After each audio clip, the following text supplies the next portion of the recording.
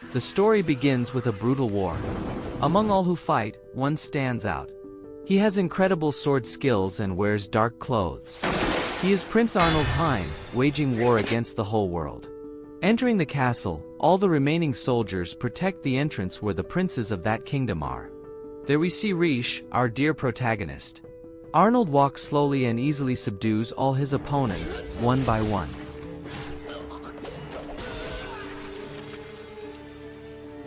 Even with an open counterattack, Riche can barely touch him. She vomits blood, her enemy's sword piercing her completely. She thinks about having lived this life to the fullest, but in the next. Thus, time rewinds. It goes back to the time when she was rejected by her fiancé, a prince. But she simply accepts and snubs that prince as if he were not important at all. She walks away and thinks about having come back again. This is her 7th life. She still remembers her first life. She was indeed very surprised when she was rejected by that prince. He accused her of various false crimes, and because of that, her own parents abandoned her. She was at the mercy of the streets, wandering aimlessly until she fell to her knees on a dirt road, wondering what she would do now. That's when she meets the traveling merchants, the traders.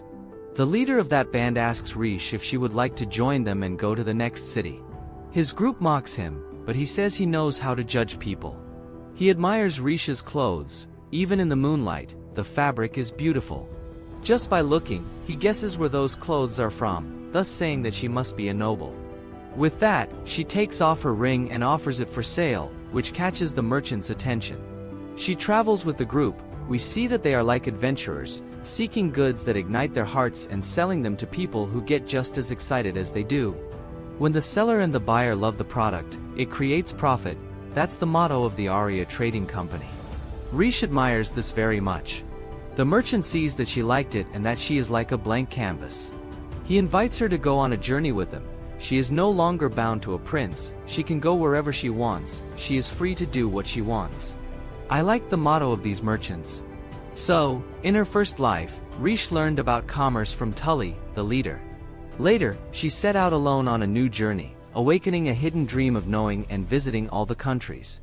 When she was missing one country, she was involved in a war and ended up losing her life. So she went back for the first time to her checkpoint. She is surprised by all this. She thinks it's a dream and pinches her cheeks. She sees that all this is indeed real and thinks it's a second chance that God gave her.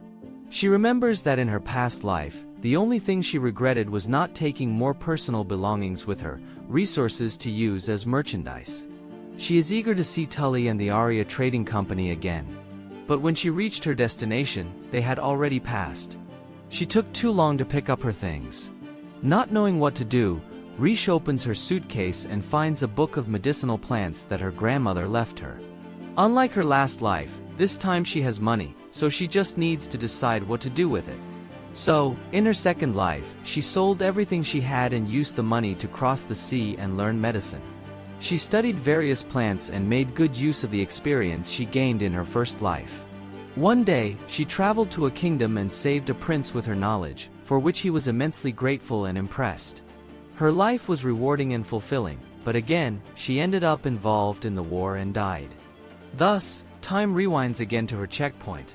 In her third life, she decided to embark on an academic study journey with a person she met in her previous life. Dr. Michelle Evan. She studied with the doctor for several years, and after that, she continued her journey alone, but again ended up involved in the war and died once more.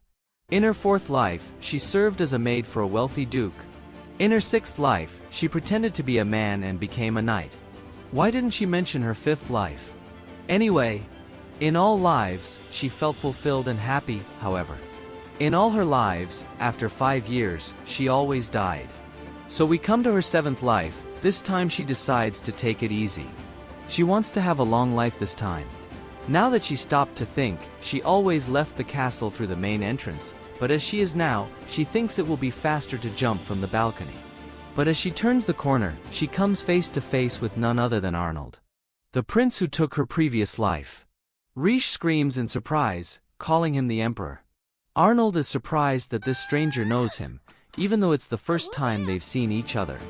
Riche then explains that his fame precedes him. But Arnold says that his father is still alive, so he could not be called an emperor, only a prince. With no alternative, Riche apologizes.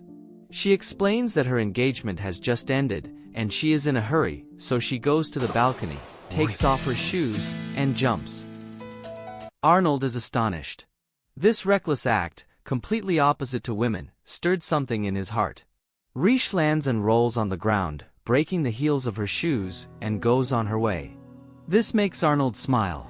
Oliver, his most loyal servant, appears there, and Arnold asks him to prepare his horse. Yes, ladies and gentlemen, he is hopelessly in love. Back to Riche, she complains that her current body is weak and needs to train everything again. On her walk, she comes across a crowd looking for her. Then her ex-fiancé, happy to find her, goes to her, spitting arrogance and excessive ego. Which doesn't surprise Riche at all. She sees that this time, she was not on time and even ran into her ex-fiancé. He is egocentric again and says he can see that despite her indifference in his declaration, she is deeply sad because he broke off the engagement with her. He mentions Riche's dirty dress and that she was sad wandering the streets. But she asks if he is an idiot. Sadness doesn't dirty dresses. She is also not at all sad that he broke off the engagement. This makes the people there whisper, seeing that the prince seems more hurt than she is. This annoys the prince, who complains. Riche is relieved not to have spent any of her lives with him. She reminds him that his duty is to protect the kingdom and its subjects, not the other way around. And she also mentions that she is very relieved that he broke off the engagement. Which makes the guards laugh. Then there appears the new pretender to the prince, Donzella Marie, who tells Riche to stop treating her prince badly. The prince says he heard that Riche made her cry, and he won't forgive that. Riche says there's no problem, she will obey the engagement termination decree. She remembers that everything she sought up to that point was to be the bride of the crown prince, which she thought was all she could achieve as a woman. But now she sees that she can find her own worth and has everything for it. Thus, she says she doesn't need the prince for anything. This makes the prince stagger. Riche also tells Marie that she doesn't know what lies she told to incriminate her, but she doesn't feel anger about it. She sees that Marie seeks her family's well-being with the marriage. Riche warns her that if her future is not desired by herself, it will never make sense. It is possible to find happiness for her family and for herself as well. So she leaves and thinks about what to do this time. The prince orders the guards to arrest her, and they ask her to wait. At that moment, Riche feels an overwhelming presence. She grabs the sword of the guard behind her and defends a blow. A blow from Arnold. He knew she would defend, he was fascinated by her, and he asks where she learned those skills. She sees that he held back with that blow. The crown prince retorts asking who she is. But Riche tells them to back off, they cannot use violence against the heir of Gokheim. This impresses everyone. Arnold is famous for having decimated an entire army alone. Riche then asks him what he is doing there, surely he didn't use his sword for fun. Arnold took her past life and will also cause a war that will involve the whole world. The same war that took Riche's lives. Arnold kneels, which surprises Riche. He asks for forgiveness for his rudeness just now and thus, he asks her to marry him.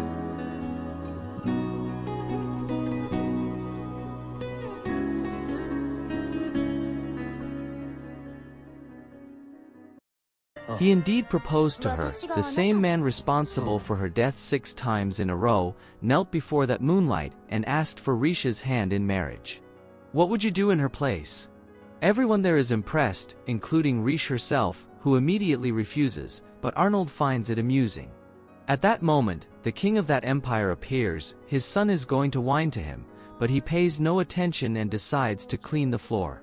He kneels and apologizes to Riche for the broken engagement and asks her to consider Arnold's proposal. In response, she says that such a thing would not cause any enmity, but she would like to talk with Riche in her quarters. She ends up accepting. Already in Arnold's quarters, Riche is still confused by all this, but Arnold simply says that he has fallen madly in love with her. In her first life, she would have seized this chance without thinking twice, but now she knows that life offers various choices. Now, Riche wonders about the reason behind Arnold causing that war and if she could find out by standing by his side. Thus, she decides and proposes conditions for her to stay with him. She would roam aimlessly through the castle, and Arnold couldn't lay a finger on her. Later, the two set off on a journey to Arnold's kingdom. The carriages pass through various places, and along the way, Riche takes the opportunity to cultivate some medicinal plants. At a certain point in the journey, she ends up falling asleep, leaning over a sword. She wakes up with Arnold approaching, which makes her repeat what she had said before. However, he only wanted to retrieve what she had taken from him, and we see that the sword was actually Arnold's own. Riche noticed Arnold's presence even during sleep, and he finds that impressive. He then mentions having summoned the trading company chosen by Riche, Tully's Merchants. She's excited to see them in this life and ends up getting lost in the beauty of Arnold's face without realizing it. Thus they are interrupted by an enemy attack. Arnold gets out of the carriage and tells Riche to stay there and behave. But Riche ignores him and opens the door with a hairpin. When she sees the battle had already ended, Arnold easily defeated everyone there, but he didn't kill any of them. So his soldiers take care of the wounded on both sides. This intrigues Riche. One of the allied soldiers was injured with poison, although not fatal, he would be in pain for several days. So, Riche says she can make an antidote. She uses the plants she picked along the way and makes a juice mixture. But she thinks they might be suspicious of her somehow. Taking the poisoned knife, she cuts herself, immediately trying to stop her, but she shows that everything is fine, and uses the antidote on the wound, speaking about the properties of the plants. They then treat the wounded. Oliver talks about Arnold's trust, who even brought Riche along to the battle. Despite his sword defending the nation's interests better, Riche acted on her own. In her life as a servant, she learned to unlock doors since her mistress always locked herself in her room. Arnold thought the flowers were just decorative. He is amazed with each new discovery about his beloved. Speaking about his soldiers, Arnold points out that one of the wounded used to live on the streets, earned his current position with his own effort. Another was injured trying to protect the youngest of them. He cares about his knights, and that catches Riche's attention. Thus, Arnold kneels before her and thanks her for saving them. Riche doesn't understand anything anymore. It's as if he were another person. Is he pretending? We find out that the knights looked at her strangely, thinking that Riche was some enemy, since she is from another kingdom, and the information passed to the Emperor of Gokheim was that Arnold became interested in her and abducted her. In other words, Riche is considered a hostage. Despite possibly being discriminated against in Gokheim, Arnold's kingdom, she finds it all great. Being a hostage, she won't have to participate in official duties, so she can stay idle. She mentions that Arnold almost touched her hand earlier, to which he replies that it was inevitable. Gokheim influences all other countries in the world. This was the only place that Riche couldn't visit in all her other lives. She is amazed by the tremendous beauty of the place.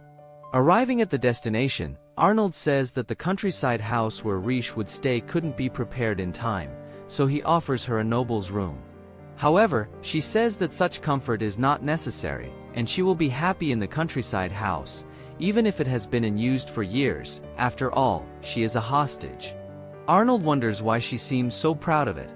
Upon arrival, the house was indeed very dusty.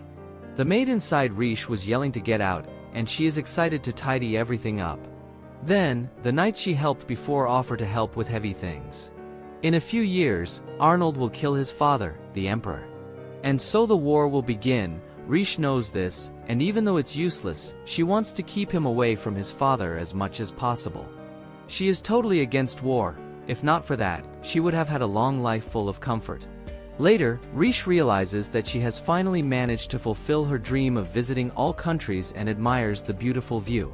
Then she senses Arnold's presence, which he finds incredible. Even hiding his presence and keeping his distance, she managed to feel him. Riche asks about the points in the city that she observes, and Arnold responds to what each of them is. She is very amazed, making Arnold wonder why she finds it so amusing. She talks about her dream and that it was the final push for her to accept coming with him. Even though Arnold says that city has nothing worthy of her attention, she disagrees, saying that just by the points he mentioned, the city becomes incredibly beautiful. Arnold has never met anyone like Riche, all her combat skills, medicine, general knowledge. A lady doesn't need any of that. This reminds Rish of her past. Her mother always insisted that her destiny was to marry into the royal family and have an heir. She didn't need to learn anything else besides how to be a wife and maintain appearances. She admires every part of the knowledge of this world and asserts that she herself decides what is unnecessary or not. This time, she can't help but touch her. That's exactly what made Arnold fall in love with her. She is free to do whatever she wants, and he will support all her decisions. All her skills enchant his heart. Rish still insists that he lies. So, he leaves and tells her to think of something she wants, because this time he broke the taboo of touching her.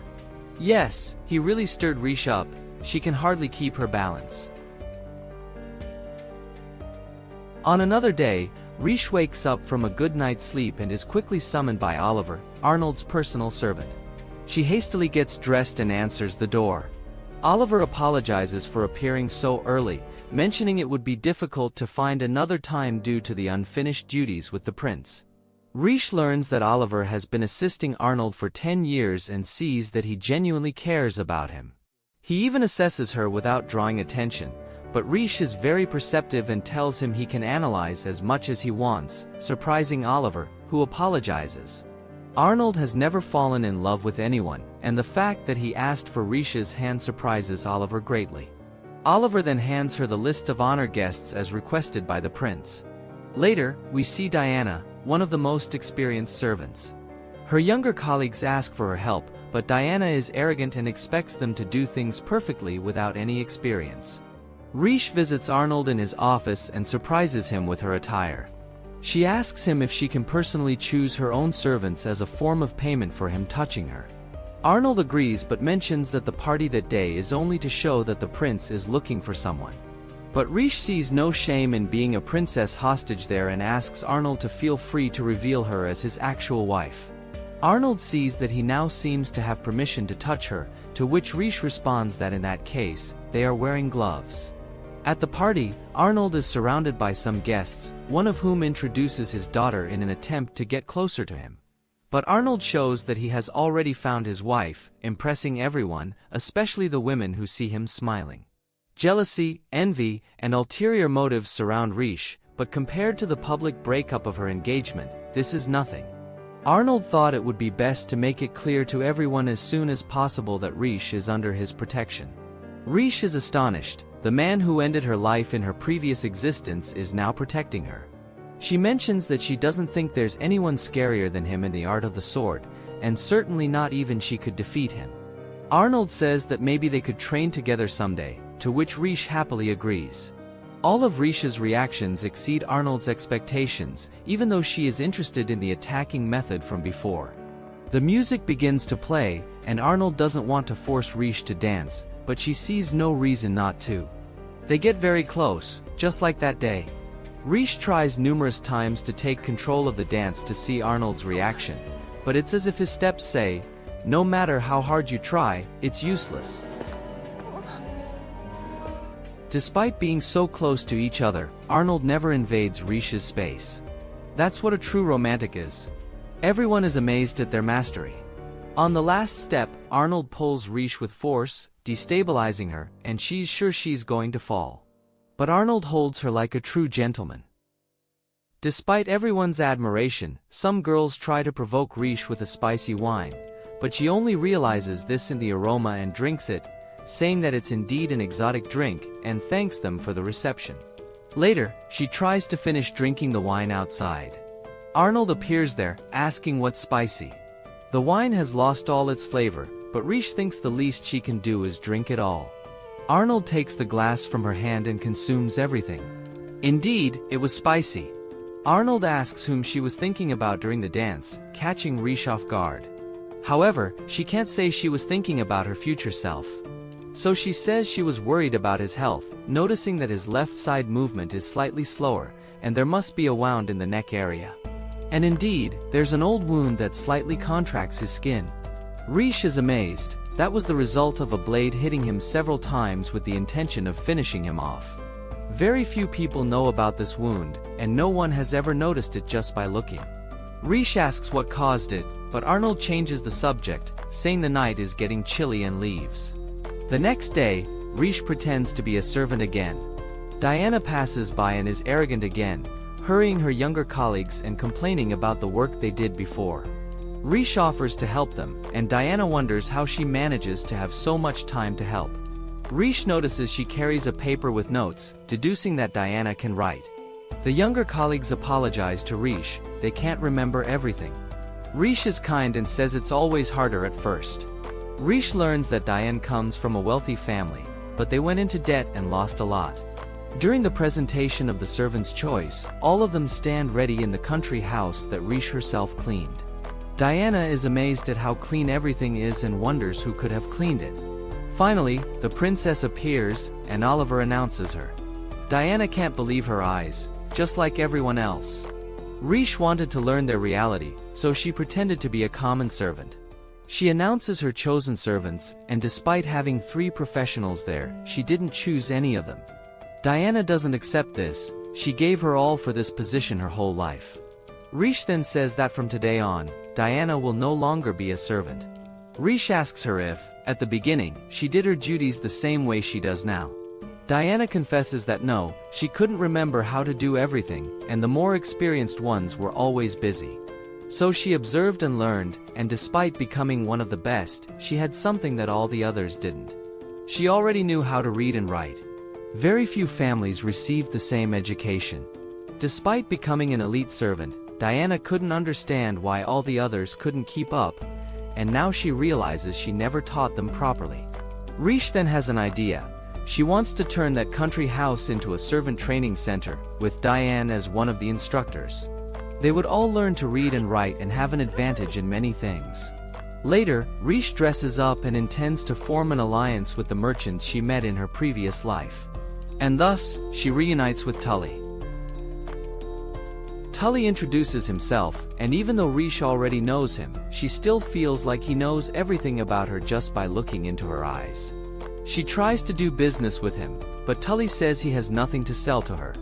He can see Rish's great determination. She's practically betting her life on this negotiation, and he has nothing that can match such determination. So, he congratulates her on her marriage and wishes her happiness as the future princess heir, then leaves. Later, Rish thinks about Chief Tully's refusal. She knows he chooses his clients well so that the client always needs him. She remembers him mentioning enjoying the city a little, so she gets an idea. During the night, Tully and his companions have fun in a tavern, and there, he meets Rish, disguised with a different hair color. She competes in a drinking contest with all of them and emerges victorious. Tully then agrees to restart the negotiation. His intuition tells him he should have Rish as a business partner, not as a client. However, he won't accept anything without knowing the business plan she has, but Rish can't tell him. Tully finds it amusing. She says interesting things indeed, like forming a contract without him knowing anything and without any certainty of profit. We know Arnold is going to start a war soon, and Rish intends to stop it with a plan, but she can't talk to Tully about it. He trusts his intuition a lot, but results are more important. So, Rish quotes something he said, which surprises him. She promises to find a business that works in the capital, and in return, Tully will reconsider his decision, taking that into account. They toast, and Rish says goodbye but leaves a bag of medicine for Tully's men. Upon returning home, Rish unexpectedly comes face to face with Arnold, who was waiting patiently for her. He worries and asks if she's hurt, and says that the next time she visits the city, he'll go with her. Rish thinks it's inappropriate for Arnold to indulge his whims, but he retorts, reminding her that she can do whatever she wants but shouldn't put herself in danger. He knows her well, and if he forbade her from going out, she'd find a way to sneak out again. So, it would be better to impose conditions. Rish is so hard to read that she surprises Arnold with every action. Then, Rish asks if he's hungry, and he says it depends on what he's going to eat. Rish then prepares a soup, but she finds it horrible. She adds more seasoning, but it ends up getting worse. Rish apologizes and asks Arnold if there's anything else he'd like to eat. She hasn't dedicated herself to cooking in any of her lives. Arnold tastes it and sees that it's good. Rish thinks he must not have a good palate. But he retorts immediately, asking if she's thinking something disrespectful. She denies it and thanks him. They eat the soup while Rish explains the situation about the Arya merchants. Arnold, as always, says she can do whatever she wants, even though she didn't tell him the real reason and didn't tell the merchants either. He leaves, warning Rish about his younger brother and that she shouldn't get involved with him. She tries to find out why, but Arnold decides she doesn't need to know. Rish decides to study about the city and its market, spending several nights on it. Arnold talks to Oliver about Rish cooking, even though she didn't know it was good, but he finds it strange that she used medicinal herbs in the soup.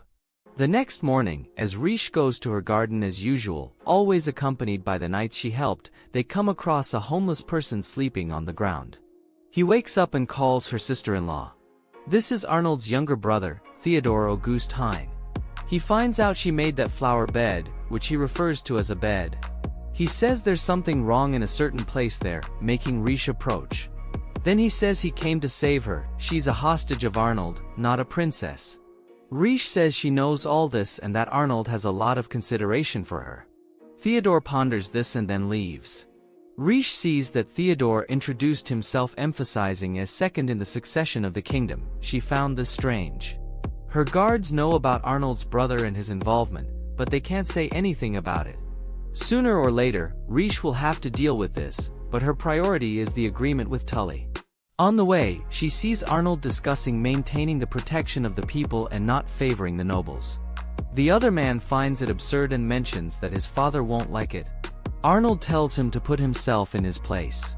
He sees Rish, who feels a little embarrassed at this moment, so she makes a gesture of strength, and he smiles again.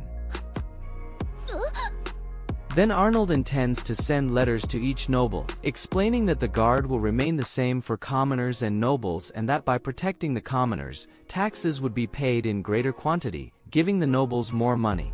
In her studies, Rish remembers that Arnold created several rules that prioritize the people, totally different from the impression she had of him. Upon returning to her room, Rish sees a letter with a meeting point, with Arnold's name signed. But upon arriving there, she already knew she would find Theodore. Theodore speaks about his brother, calling him a killer and saying that he finished off their own mother. And soon, he'll do the same to Rish. Despite being surprised, she doesn't fall for it. She says she's fully aware of who Arnold is, and yet, she'll still be his wife. This surprises Theodore, who asks if she heard what he just said. She tells him their conversation is over, and it's better to deal with his brother. Arnold startles Theodore just with his presence. And he reminds him that he ordered him to stay away from Rish. Theodore shrinks, but also laughs at Rish. He apologizes and leaves. Arnold also scolds Rish, but she mentions she couldn't ignore a call from the prince himself and responded to the letter in his name. That's why he came to the location.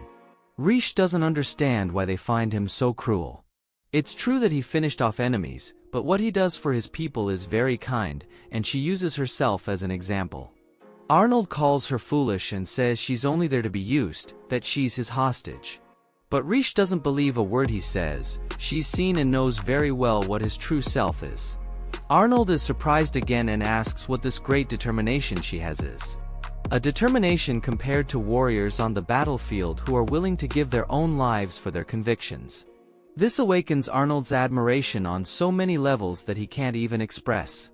Rish talks about having dreams where she dies constantly and wakes up right after. However, she's afraid she may have already died, and this life of hers is just a big interrupted dream. But either way, she has decided, whatever her fate in this life may be. What she has is the determination to live as his wife. Arnold holds Rish's chin, gently forcing her to look up, and then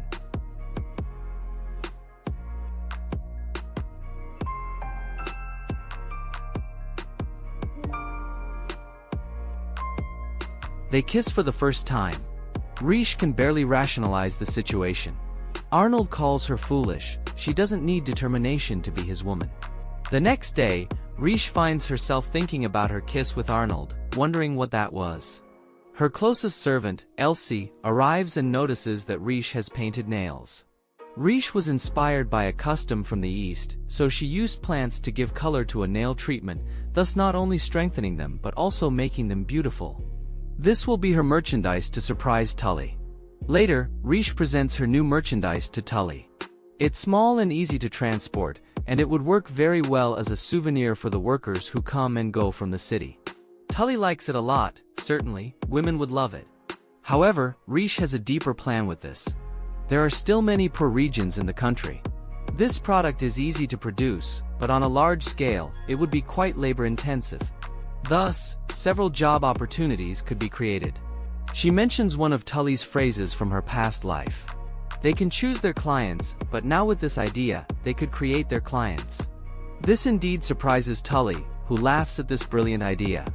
The Aria merchants would sell the products to the commoners, and the commoners would make the final item, later selling them. However, Tully still sees how much Riche wants to ally with them, and he can wear her out for a while longer, pointing out the flaws in her plan. Riche was already expecting this, so she prepared something. So, she shows him her letter. Tully is astonished and asks where she got it. In her first life, Riche met Aria, Tully's sister, who has a difficult disease to cure. With the knowledge she acquired in her lives, she cultivated special herbs to serve as medicine to cure Aria with a 1-year treatment. Tully doesn't seem convinced. After all, Riche is not a doctor. However, she reminds him of the bag of medicines she left for his men, and it did work and cured their hangovers. She made it herself. Tully always says they must learn to choose their clients, but now, Riche has completely reversed the situation, him needing her now. But she says she doesn't intend to use her sister as a pawn in the deal, and she'll leave the medicines with him anyway. All she wants is for him to help her bring the opportunity to the people who need it, because just as he has his sister who needs help, other families also have their loved ones and children who sacrifice their dreams to bring sustenance to their own families.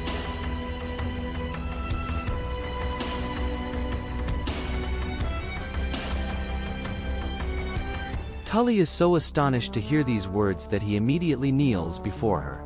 And he sees how immature he has been all this time. He never even thought about this case regarding the poorest people, and he's ashamed of his arrogance. And so, the Aria merchants form an incredible alliance with Riche and the Empire. Later, Riche feels happy to have finally succeeded, but she can't stop to celebrate. As she gets up, she feels dizzy. She lost several knights putting her plans into action. At that moment, Arnold's 2 knights who always accompanied her appear. Riche asks Camille, the redhead, to call Elsie. Meanwhile, the blonde man went to find Oliver to check on the princess's condition. But when they get there, Riche has disappeared. And so, we find out that Elsie and Camille work for Theodore and took advantage of Riche's indisposition to capture her. I really wasn't expecting this plot twist. Later, Theodore appears to Riche, and she asks him why he did that, and Theodore responds that it was to provoke his brother, of course. When Arnold had never given him attention, he only looked at him when he interacted with Riche. This made Theodore's heart feel at peace. But Riche says that he actually wants to get closer to Arnold. Theodore's expression changes and he leaves with Camille and Elsie. So we find out that in fact, Riche already knew that Camille and Elsie were helping Theodore. The two are from a poor region of the kingdom, a region that Theodore himself helps to improve. She suspected this and connected the dots. Even though they had orders to arrest Riche, they genuinely care about her and confirm that she will not be harmed. So Riche plans to be arrested as Theodore ordered. In another room, we see Theodore arguing with Arnold, throwing in his face that he captured Riche and now he will do whatever he says. He demands to be first in line for succession, and that Arnold renounce his right to the throne. Arnold shows no reaction, but Theodore is sure that he is concerned about Riche. After all, he shows interest in her, treats her well, and wants to be by her side. Unlike him, he insists that Arnold admit defeat. Arnold asks if he left Riche in a prison. Theodore says she is surrounded by guards on a high floor with windows, but there is no way to escape. Arnold is surprised that there are windows. Theodore retorts, there is no way to escape anyway. Perhaps not for a normal person. Arnold asserts that he lost the moment he captured her. Then we hear footsteps, the door opens, and we see a beautiful leg. Riche finally appears.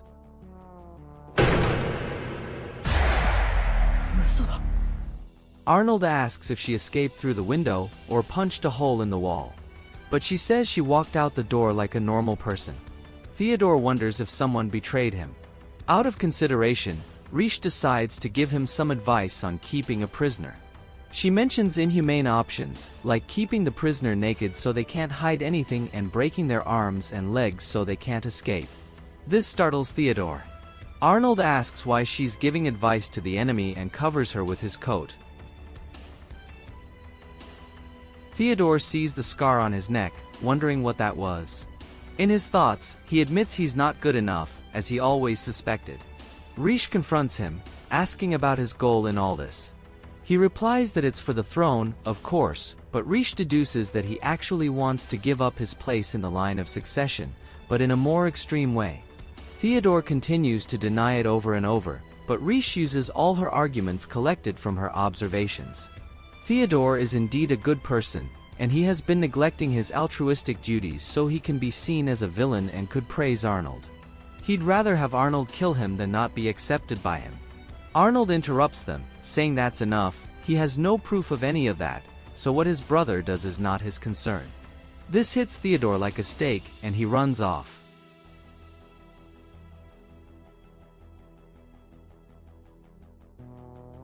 Riche asks why he wants to distance himself so much from his brother. He replies that what Theodore does doesn't concern him. Riche doesn't believe that either. After all, he told her not to get involved with Theodore, which means he does care. Riche remembers when he said she didn't need determination to be his beloved. She thought about it, and concluded that Arnold wants to throw away his entire future. And that's what Theodore is afraid of.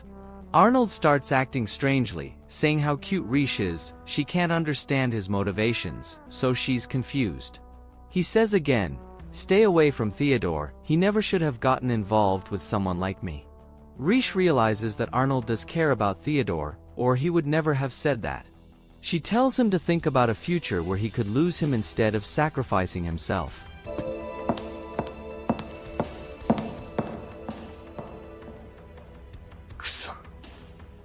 Riche tries to go after Theodore. She's exhausted, she hasn't slept in a long time. Then we see an old memory of Theodore's, where he was taking care of the wounded during a war.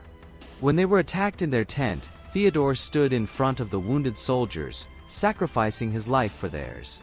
But before that, Arnold saves him. He advises him not to risk his life, but this action is a source of pride, and he congratulates him. Riche appears. Theodore finally speaks as himself.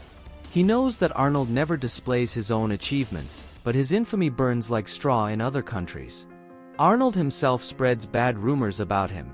Theodore knows because he always watches him and is afraid he'll disappear at any moment. Theodore comes to the conclusion that if Arnold wants to leave the Empire with him and disappear, then he just needs to disappear first. Riche knows that Arnold has plans against himself, but intends to stop him using her strength and the strength of other people, including Theodore. Theodore is surprised and grateful for this, but he wants to choose how to do it himself, and thinks he should have done it a long time ago. So, he jumps off the edge of the building. Riche tries to run to save him, but her exhaustion consumes her.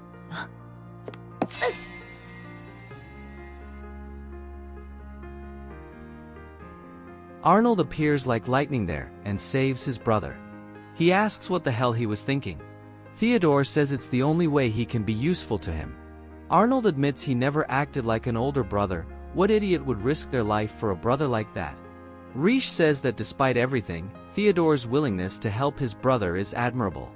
Arnold returns to speak as before, telling him not to risk his life like that. His brother sees that he remembers and tears up. Riche is happy to see that the brothers have reconciled and falls asleep. The next day, Riche finally wakes up and sees Arnold waiting for her. He hands her a letter from Theodore, apologizing. He returned to helping the poor locals of the kingdom, and says that his allies are at her disposal. After that, Arnold tells her to think of something she wants. He broke the rule of touching her again. Riche remembers the kiss and blushes, but says she doesn't want anything. Arnold thanks her for taking care of his brother. Later, Riche visits Theodore and thanks him for not punishing Camille and Elsie. He and his brother Arnold now handle official matters together. At this point, Riche makes a request to him, but it remains hidden from us. Later, Riche makes some preparations, gathers her courage, and finally asks Arnold to move to the countryside with her. He thought she wanted to live alone there, but Riche denies it, saying the opposite. Thanks to her, his mood has improved, and he happily accepts. Oliver thanks her for this. Afterwards, Arnold sees his room prepared, and he is amazed at the huge change in the house. It had been abandoned for years, and Riche managed to fix everything perfectly in a few weeks with the help of her maids trained by herself. Arnold mentions that besides learning very well, they will take pride in a job well done, which will motivate them even more. Riche is speechless, and Arnold asks if that's the face she makes when she receives compliments from him. It may not seem like it, but they are sincere. Riche says that even if it were a lie, his compliments make her very happy. Riche comments that the room is bright and fresh. Her room is right next door, which makes it easy for Arnold to know about her recklessness, but Riche says she plans to just be lazy, so she won't do anything reckless, maybe a few. Arnold says she can do whatever she wants as long as it's not reckless like the other day. Riche reminds him that they agreed to train, and she is excited about it. Riche is sure that her beloved's skill is the most beautiful and strong in the world, but Arnold says there can be no beauty in something used to take lives. After a while, the two go to the training field. They both have one arm tied behind their backs. Arnold is more limited, wearing an eye patch and something that restricts the movement of his left leg. Riche analyzes the situation well and deduces that this serves to mimic accidents on the battlefield, like losing a limb. Riche proposes a bet for the fight. If she wins, he has to answer one of her questions. If she loses, she will grant any wish of his. Riche prepares and makes a frontal attack. Her balance is poor because of her tied arm. She sees she needs to compensate for that. Arnold is amazing and manages to give her tips on how she should behave in the fight, even in the middle of combat. Riche's analysis is very good, and in an instant, she already manages to improve. Riche predicts that Arnold will make the same attack that took her life in the other timeline, and so this time, she manages to prevent it. Still, even knowing what would happen, her body can barely keep up. Arnold realizes that despite Riche saying his technique is the best, he deduces that she knows someone stronger than him.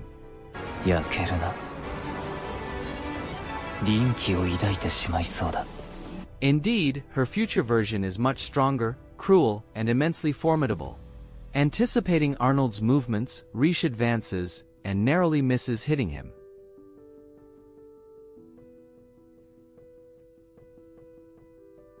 However, he didn't intend to move at all, but was forced to. As his prize, Arnold asks Riche to be free after the next day. They will visit the city. So he asks her to get up, but Riche is embarrassed. Her limbs are shaking so much from the training that she can't stand. Arnold thinks for a moment and sees that if he touches her with gloves, he won't have a problem with that rule. Arnold picks her up, and Riche is so embarrassed that she screams.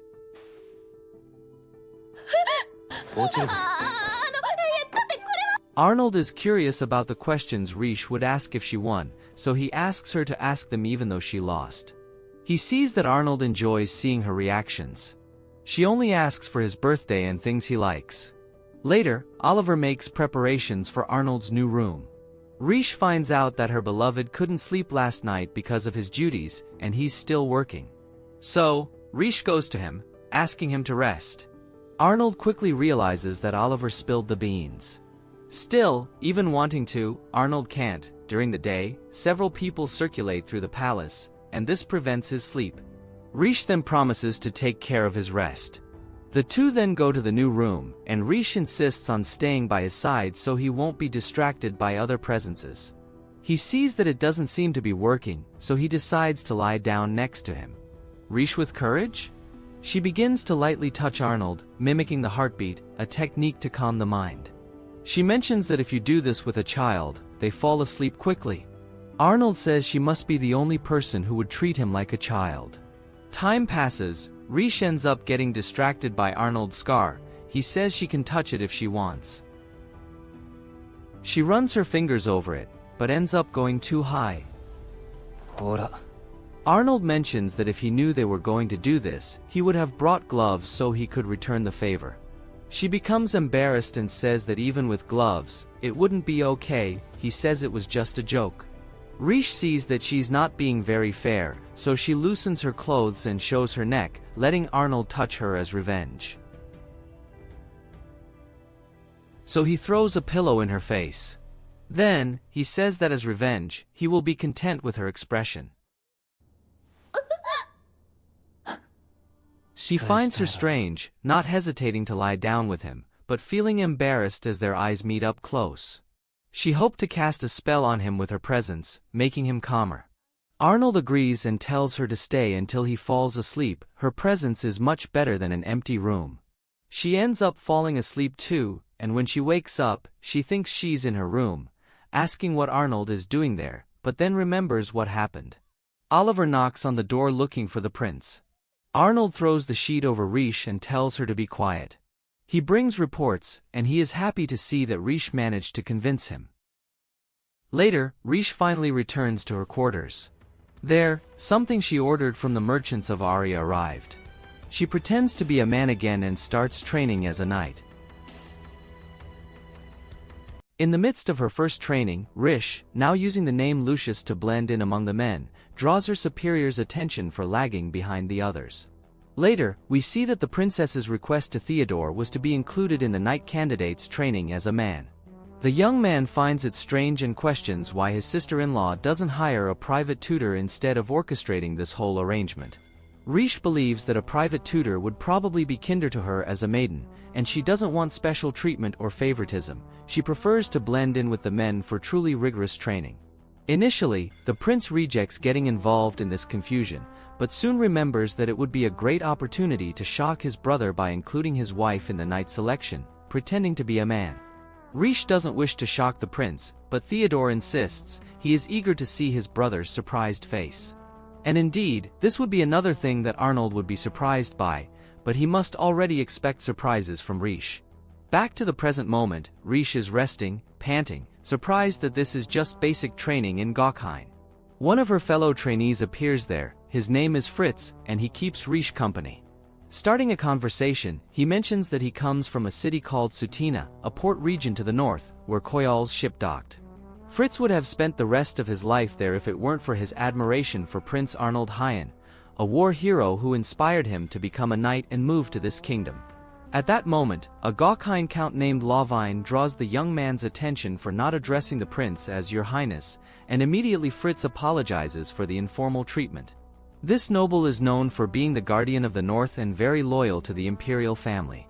Despite Lavine's good reputation, Riche remembers that in 3 years, the future Emperor Arnold will execute the count for a heinous crime. While having this memory, she realizes that the count is staring at her and may have noticed that Riche is disguised as a man. Lavine then asks if Riche likes chicken, and with a deeper voice, the princess affirms. Therefore, the count instructs the supposed Lucius to eat more meat from now on because he has less muscle than the average trained men. Furthermore, he informs that he will join the training instructors starting tomorrow. At that moment, a subordinate announces that the meeting with the emperor is about to begin. After this, we see that Riche goes to a cabin, removes her disguise, and returns to the imperial mansion, entering through the window on a rope. Descending the stairs, she encounters her fiancé Arnold, who whispers to the princess that she should go to the back gate on the west side tomorrow at 2 p.m., making sure no one sees her. Riche asks if she needs to dye her hair for the disguise, but Arnold refuses, so she decides to wear typical city clothes to go unnoticed. Later, Elsie asks about what the two are talking about, and Riche explains that she will meet the prince in the western part of the city, probably to discuss some official matters, but she's not sure.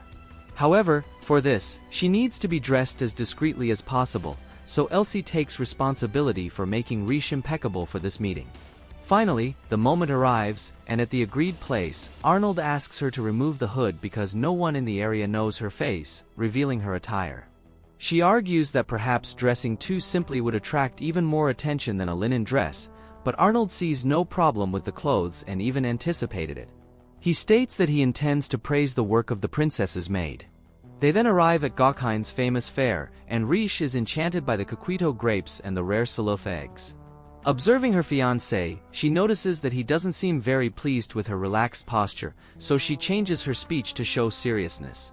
She analyzes that fairs are an excellent market gauge, reflecting the region's public order. The princess was trying to be more diplomatic in this meeting with the future emperor, imagining that he was evaluating her analytical ability, but he simply takes out a pocket watch and asks if she would like to explore the fair.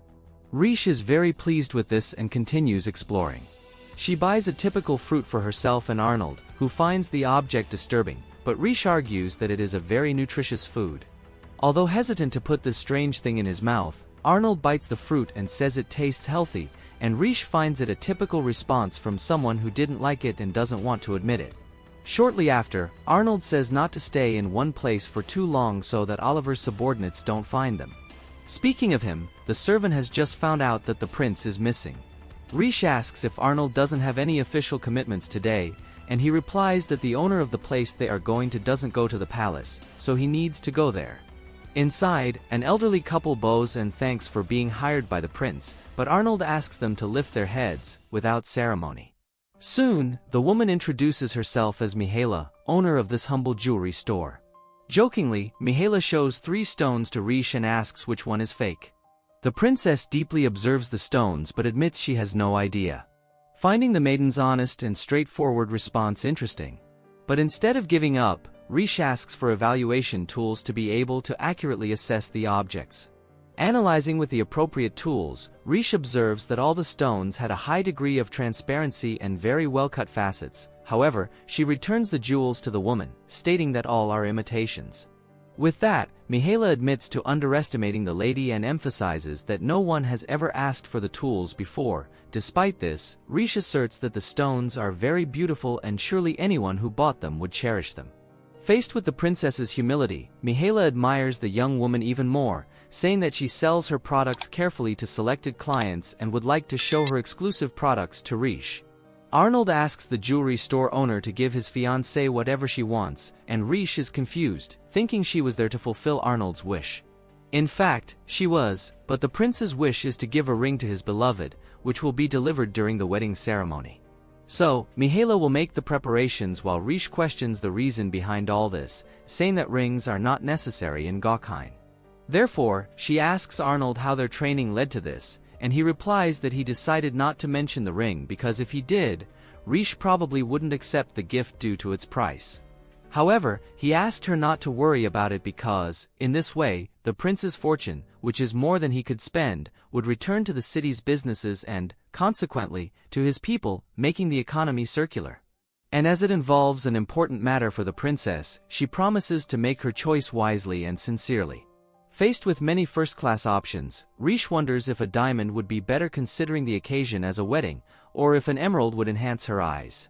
Seeing the maiden's hesitation, Mihaela comments that wearing her favorite jewel with pride fills women with courage, as if it were a lucky charm, so it is important to be chosen very carefully.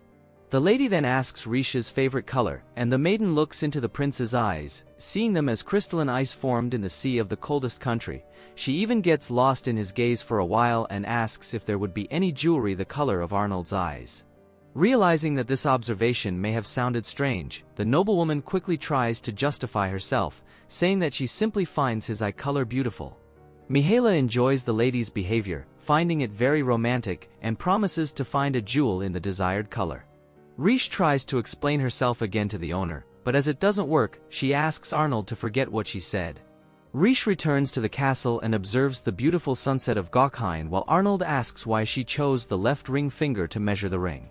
The princess replies that it is a tradition where she comes from, and when asking the fiancé why he decided to give her this ring, he says that there is no specific reason behind it. However, as the princess does a lot of manual work, it may be rewarding to look at her hand and see a beautiful gift from the prince on one of her fingers. Therefore, the girl promises that Arnold will be the first to see her hand with the ring. Changing the subject, Riche mentions the arrival of Count Lavine, and Arnold explains that he is the most well-prepared person to instruct knight candidates.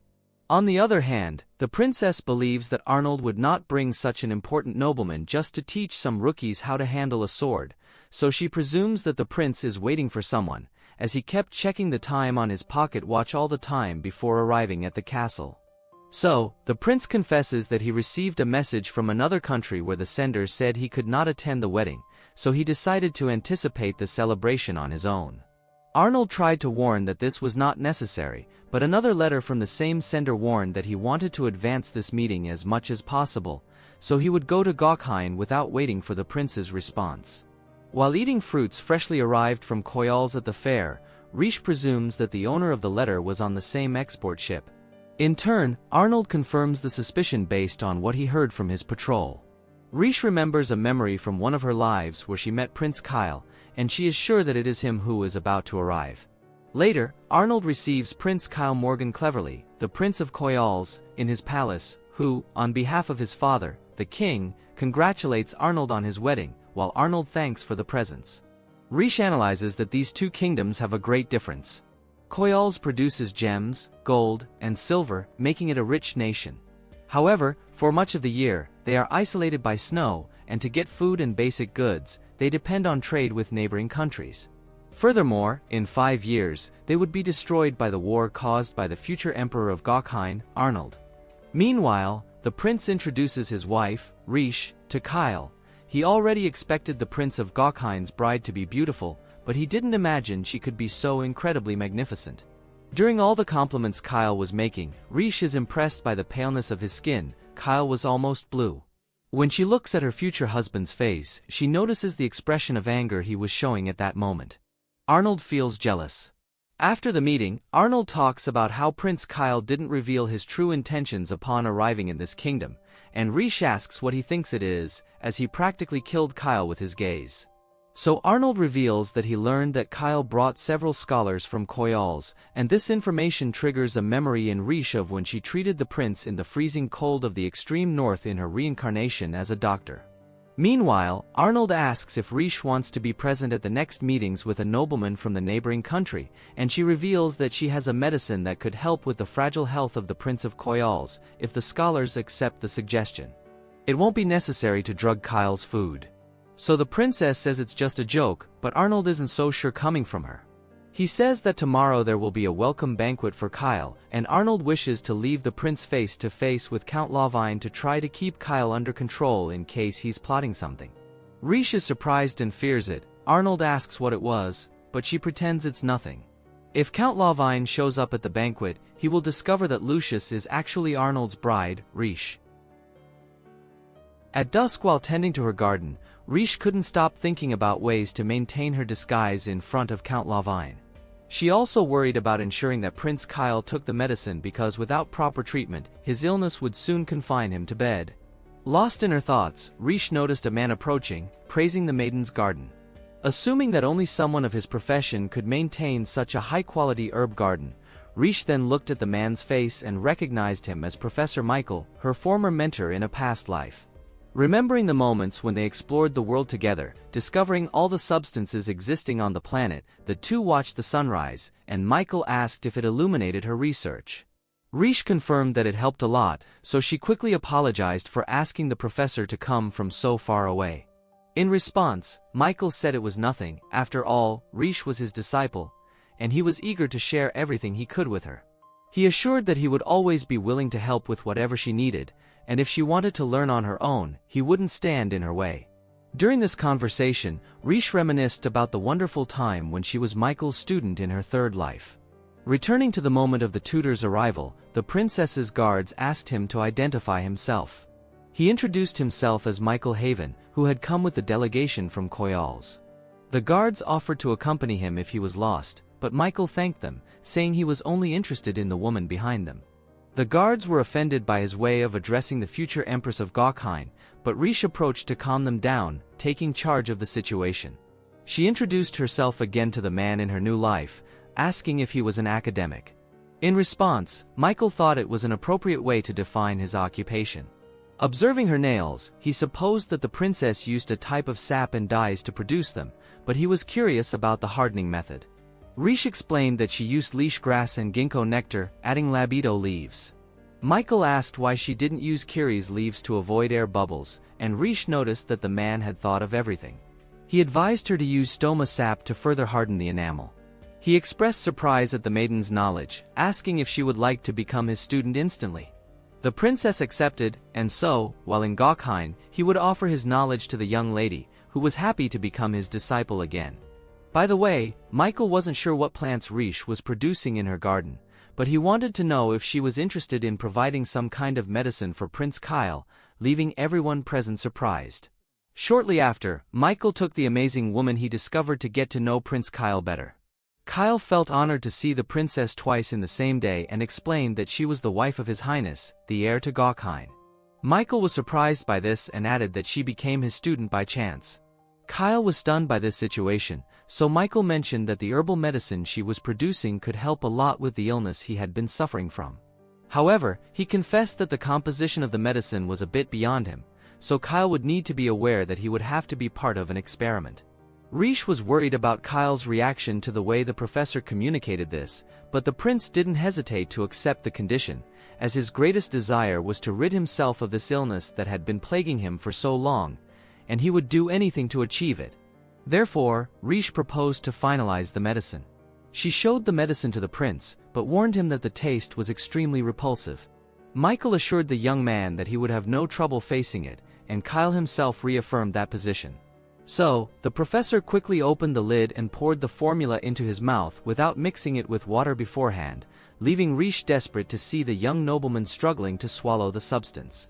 Michael was curious and asked what the taste was like, and Kyle explained that it was bitter and sour, mixed with the smell of stable horses, but that when swallowed, it became sweeter, like a type of mucus. Having to hear that, Riche said that the young man didn't need to go into so much detail, so she asked a soldier for water. After that, Michael showed his research records, and Riche was very excited about it, since he had shown them to Prince Kyle, but the sovereign didn't understand anything written in the records, as if it were another language. So Michael was happy to meet someone who would understand the knowledge he wanted to convey. This reaction from the girl made the tutor realize how special that woman was, so he asked if she really didn't like the medicine she gave to Kyle. At that moment, Riche remembered her past life when Michael praised her talent, but pointed out that her great flaw was using her skills only to make others happy because no one should be able to determine another's happiness, since even suffering has its reason. For example, poison has the duty to fulfill that role. On the other hand, Riche questioned whether poison can really only bring suffering and commented that thinking that someone is born only to bring misfortune doesn't really match her teacher. Anyway, Michael didn't find anyone to experiment with the medicine they prepared, so until now no one has tested that formula to see if it works. Next, Arnold entered the room calling Riche to leave, and the princess explained that the man with her was Michael Haven, an academic from Koyals who ended up becoming her teacher and from whom she learned many things while he was there. Upon hearing this, Michael got up and introduced himself, and Arnold said that if he needed anything during this exchange of knowledge with the princess, he just had to ask. As she left with the prince, he asked his future wife if she always had the habit of staying up late, and she explained that she didn't notice the hours when she was very focused on work, but anyway, she had slept in the afternoon, so she was quite relaxed. Then the prince gave his future wife a valuable pocket watch. Some didn't believe in watches, as they were a novelty. Happy with the gift, Riche realized that the crown prince was quite open to new technologies, contrary to what she thought, and at that moment she remembers once again a moment with Michael where he regretted believing that no one would test that medicine the way he wanted. As she returns to reality, Arnold asks why she has that silly expression, but Riche deflects and comments that, coincidentally, her former herbal mentor in Renhua also found that item useful. Arnold asks how this old mentor compares to her current teacher, and Riche observes that Michael is not an herbalist, although he knows some medicinal herbs that he uses in research. In the end, his job is to study all substances to create new ones, like an alchemist. On the day of the party, Riche prepares to act as naturally as possible so that Lavine doesn't discover her disguise. As she dressed, she received a letter from Madame Mihaela, the owner of the store where her fiancé bought a ring for Riche. In the letter, Mihaela informs that she managed to hire a craftsman from Koyals who significantly accelerated the production of the ring, and upon seeing the design of the project, the princess is delighted. During the party, Riche notices the boredom on her fiancé's face, and at that moment Kyle arrives at the event, feeling unworthy of such a ceremony. Once again, he praises the indescribable beauty of the Princess of Gokhain, who asks how he is feeling today after taking the medicine. Kyle feels much better after medicating himself and is grateful to the princess, who soon says goodbye to talk to the other maidens. After a while, Riche fulfilled her basic duty of greeting everyone at the party, so she could focus on something she hadn't experienced in a long time. She focuses like in meditation and turns the entire room black and white, with only Cone Lawvine keeping his colors in a corner of the party. With the success of her attempt, she is surprised that her experience in the fifth life is useful at this moment. From then on, all she has to do is stay focused and not let anyone realize that she is avoiding Lawvine. At a certain point in the party, she meets Lord Wileman, Mihaela's son, and he comments that Rish visited his mother's shop. People around, hearing the conversation, are impressed, as Mihaela has even refused the Empress as a customer. Later, Rish reveals that the delivery will be well ahead of schedule because of a craftsman, and she wants to know to what extent this professional makes a difference in making a ring. Wileman explains that Koyal's craftsmen are exceptional, able to work on detailed objects of various types, and that's why Rish understands why they are known for jewelry and gemstones. As Rish tries to move away from the Count, Kyle takes action and asks for military support from the future Emperor of Gokhain because, as he knows well, Koyal's military power is almost non-existent, as it is a kingdom that depends on the supply of precious stones and metals. Kyle fears that enemies will destroy Koyal's and then take Gokhain, as they have already threatened to do, and that is why he wishes for an alliance between the two peoples to protect themselves from a potential attack. For his part, Arnold wonders when Prince Kyle will reveal his plans and finally find out what he came to do so far, even though he is sick. He says that the value of a royal family is questionable when it does not recognize the importance of peace and wants to know what his kingdom gains from it in return for the alliance. Koyal's is willing to prioritize Gokhain in the trade of precious stones, even if his kingdom does not profit from it. Watching the conversation, Rish regrets that Kyle is so direct up to this point and does not know how to negotiate without revealing all the points. Arnold doesn't understand the reason for this condition because, in Kyle's place, he would clearly put a validity clause in this contract to not get stuck in unprofitable business forever and compromise the financial health of an entire kingdom. Therefore, Arnold believes that Koyal's mineral resources are almost exhausted for the prince to make such a proposal. Finally, Kyle admits that his life will not last much longer and a new heir is about to be born, so he wants to do everything he can to ensure the future of Koyal's. So he appeals to Kyle's reputation for getting close to his people and tries to convince him to do the same with his country's population. However, Arnold turns his back and walks away. Kyle begs for the host's help, so Arnold stops and mentions that Kyle has a misconception. After all, instead of allying with a vulnerable country, it would be much more convenient to invade it and take possession of it. Faced with the coldness of this statement, Kyle seems to lose all hope and cannot react, while Rish relates her fiancé's words to the future that the world expects, when in 5 years Arnold will wage a bloody war against everyone and everything, and Koyal's will also be a kingdom on the other side of the trench. However, she did not imagine that Kyle would ask for an alliance with Gokhain, so she realizes that this fact is an unexpected twist that can change the fate of the peoples who inhabit this world. Remembering her journey to the extreme north, she recalls the Prince of Koyal's promising to protect his people, as it is his life's duty, even though they fight daily to not lose it. Considering the reality of the situation, it is very likely that Koyal's will become a vassal of Gokhain in the hope of obtaining military protection, thus avoiding complete destruction. However, such an agreement would make Arnold Hine the true owner of these lands, and Rish wishes that this does not happen because the accumulation of power from Gokhain could become the greatest incentive for a total war in the future. Therefore, Rish needs to find a way to make this alliance less unequal. After Kyle's appeal was rejected by Arnold, he returns to his quarters in the palace, feeling depressed and hopeless. Michael asks if everything is all right, and Kyle responds that Arnold is more inclined to take his kingdom than to join forces with them. Michael smiles at this situation. Outside, he lights a cigarette while pondering about Arnold and finally says he has found someone who knows what poison is and can test it. Later, Rish disguised as Lucius trains in swordsmanship while thinking about Arnold and the kingdom. If negotiations with the Prince of Gokhain fail, Koyal's may be invaded. At that moment, Count Lawvine appears, praising Rish's efforts but noting hesitancy in her strikes. The princess admits to having negative thoughts, and she asks the Count if everyone there will go to battle if there is a war. He confirms. Rish is afraid of such a future, and Lawvine says it's normal. His son lost his life in the last war, and despite being proud of his bravery, he would prefer him to be alive. All they can do to overcome this fear is not to deny their desires and feelings, using them to move forward. Riche thanks him for the advice and thinks that she really doesn't want to die in a war or for Koyals to fall, but her greatest wish is certainly for Arnold to be true to himself and stop acting falsely like a villain. Later, a special guest will observe the recruits, and to Riche's surprise, it's Arnold himself. He doesn't know about Riche's disguise but can tell just by looking at her. He decides to let his beloved continue with the act and remains silent. He then says he wants to see the recruits in action. Riche is relieved that he will let this pass, however. After the training, Arnold confronts her in an alley away from the others and asks what she wants exactly with this. Riche continues the act and says it's an honor to have His Highness speaking to a mere knight candidate. Arnold plays along with Riche and starts pretending she is indeed a recruit, saying there's no problem in touching her, and he squeezes her cheeks. Riche remembers their kiss and starts blushing as Arnold tells her to fight back. Riche continues the act and asks Arnold to stop, as if anyone sees them in this situation, it could cause a problem since the prince has a fiancée.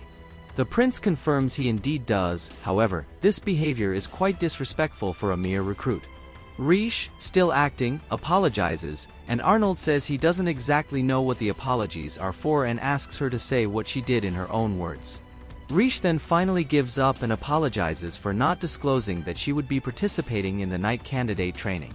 Arnold then lets her go and asks why she's doing this, and Riche replies that she wanted to undergo this training that was designed by her prince. Arnold eventually relents and allows his fiancée to continue with this, but with some conditions. She must rest a lot and cannot let her gender be discovered. The princess is happy and thanks her beloved. Arnold asks if she's really enjoying the training so much, and Riche affirms yes, praising her prince's training, saying it's magnificent. Arnold says capable people are the treasure of the empire. Riche thinks these capable people can become soldiers in the future war. The princess mentions she overheard Arnold's conversation with Kyle, and Arnold is not surprised to hear that. She will probably try to convince him to ally with Koyals, but there's no value in a kingdom that has lost all its power. The true question now is how to deliver the final blow to this nation. Riche says Arnold sometimes acts like a liar. Arnold says she can think whatever she wants of him but asks her not to forget that a war for the empire of Koyals is not a cruel choice, it's just a political tool. Later, Riche reflects in her room about her past lives. She met Prince Kyle for the first time in her first life as a merchant, and even though Kyle was nobility, he treated everyone with great respect. And he continued to do so every time Riche encountered him. That's just how Kyle is, and she really wants to save him from his fate. Some time later, Riche presents the new pill medicine to Kyle and talks about his conversation with Arnold. This is embarrassing for Kyle. The right thing to do would be to leave the city after that, but he can't give up. Riche talks about Arnold's cruelty in battles. He even decapitated monarchs of enemy nations. Kyle researched the Prince of Gokhain very well, and despite all this, it's evident that his internal policies consider his people greatly. He believes Arnold's cruel actions were to avoid future problems, a form of compassion.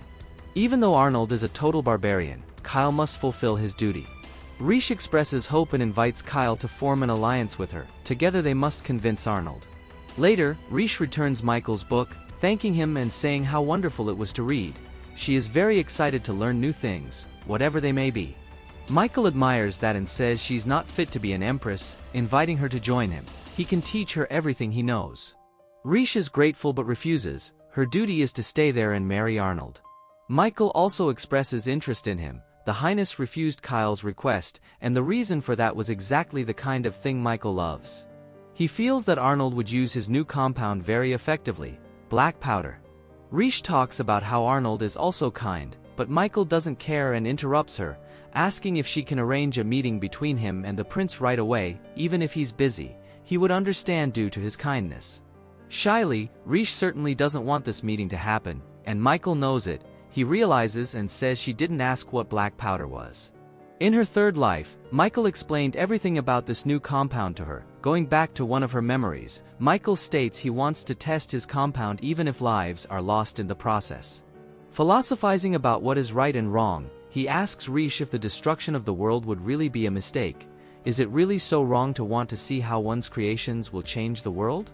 Riche can't say anything. Michael says goodbye and hopes Riche will find a path she believes to be right. On her way to her quarters, Riche reflects on wanting the alliance between Gokheim and Koyals, but Michael will do everything to find Arnold and present his compound, which will provoke the beginning of a war. At that moment, Theodore appears, grabbing Riche's arm and whispering close to her, "I heard that Arnold saw you dressed as a man." She apologizes, but the fact that she's deceiving Arnold bothers him, so it's better now. Besides, he found out about it quickly. His servants are exceptional, no matter what Arnold does or where he is. Theodore soon finds out, and the same goes for Riche. Then, Riche has an idea and asks for her brother-in-law's help to use his exceptional servants for a while. Theodore asks if it's to help Arnold. Riche denies and says it's actually an act of rebellion against him. Theodore is surprised and likes the idea. Outside, Michael has an old and painful memory. At his mother's funeral, his father blamed him relentlessly for being the reason for her death, repeating that Michael was born to bring them misfortune. Throughout his life, he immersed himself in knowledge. The field of learning always accepted him, and he learned things as naturally as breathing and drinking water. His experiments were always.